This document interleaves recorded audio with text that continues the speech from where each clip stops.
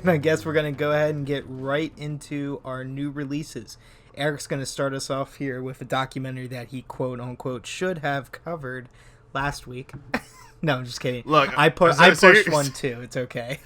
So here's what happened with this documentary. I watched Once Upon a Time in Uganda last week, and I was like, oh, this is good. I'm having a good time. This is a fun movie. Like fun in the sense of like, wow, look at these creative minds creating, these really weird and wacky movies.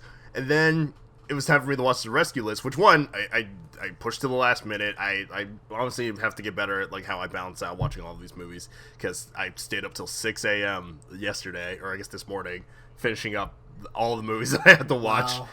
Wow. But it was one thing where like I woke up late yesterday, but also I had the mentality of like, okay, today I'm gonna, like, first thing I'm gonna do is just gonna get through all these movies. And then my friends from high school, like a whole bunch of like random people from high school, were like, hey, we're doing a Zoom meeting, and I was like, okay, I'll hop on for an hour. 5 hours later, I was like, oh, I still need to watch these movies. Oh, no. It's like 9 o'clock at night. Sick. Let's go. So anyway, The Rescue List, I started last week, and then I realized that this movie's a little heavy. I should probably not rush through it. Which gets me to my other point, which is you gave me the most depressing list of movies. Oh. With The Rescue List, and then the documentary that I'll cover later.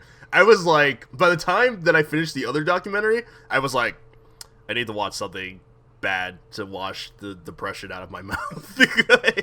I was just so bummed out. I'm sorry. I because I was originally attached to Finding Yin Yin, because that won the best documentary award at South by Southwest, because I guess they still did their thing.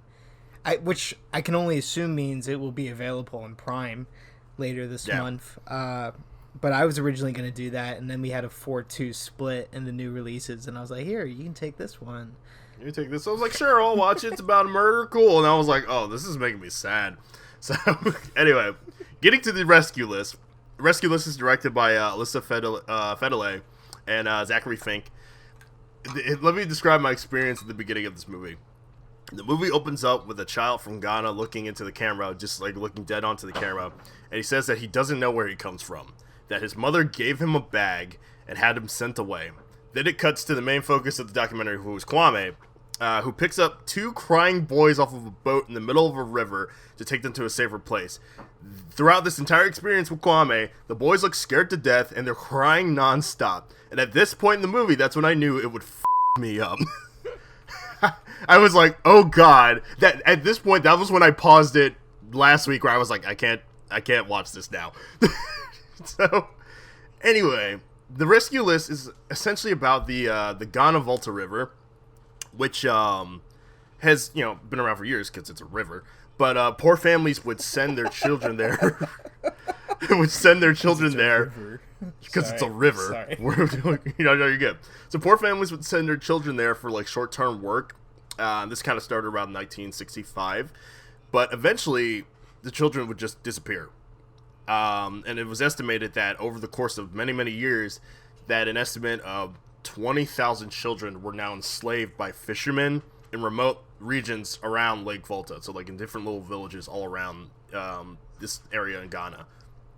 And it goes through like different perspectives. Like, obviously we're interviewing Kwame, who actually says that he was one of these kids who was a trafficked kid who managed to escape and get home, and then made it his life's journey to pretty much just travel around finding these kids, like getting a list of these kids' names, going everywhere to find them, and then bringing them to what's essentially a boarding school where these children finally get to go to school, be around kids, have fun, and experience the life of a child.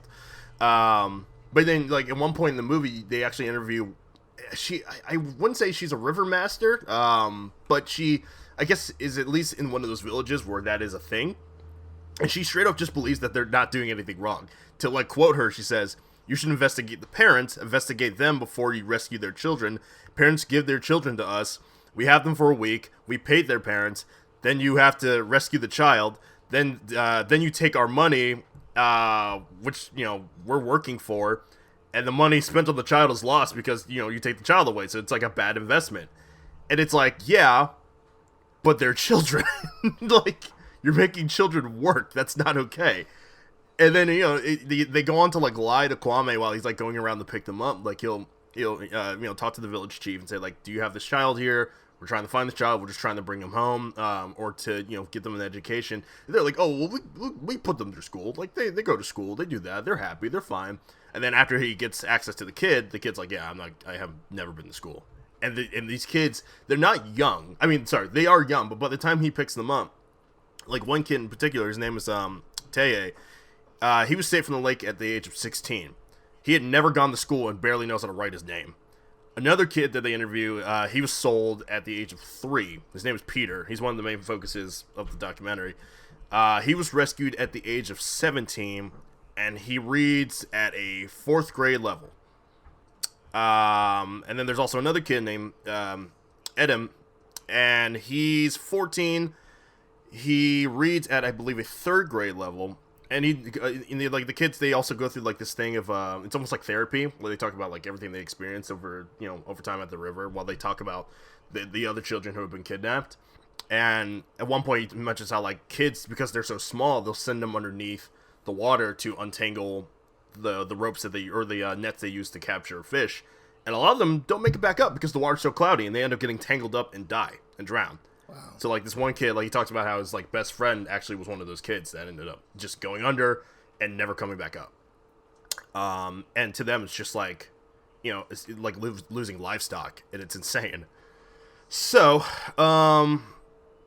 this documentary is really well done. It almost like, it doesn't really do that thing of, like, interviewing anyone. It just lets their lives play out. You're not really seeing them say, like, this is what I'm doing, this is what, you know, why I do this. You'll get the occasional narration from Kwame, but for the most part, it's just the kids saying, you know, they're just living their lives. And it's so sweet when you see them be kids. And yes, like, they're well above the age, you know, they're teenagers. You know, like I said, Peter's about to be 20, and he's in the 4th grade. And there's one point towards the end of the movie where, like, you see him amongst a whole bunch of kids, and he's like, you know, this grown man-looking child amongst all these little kids. It's insane. But to see them smile and live, like, a happy life, it really does make you feel good.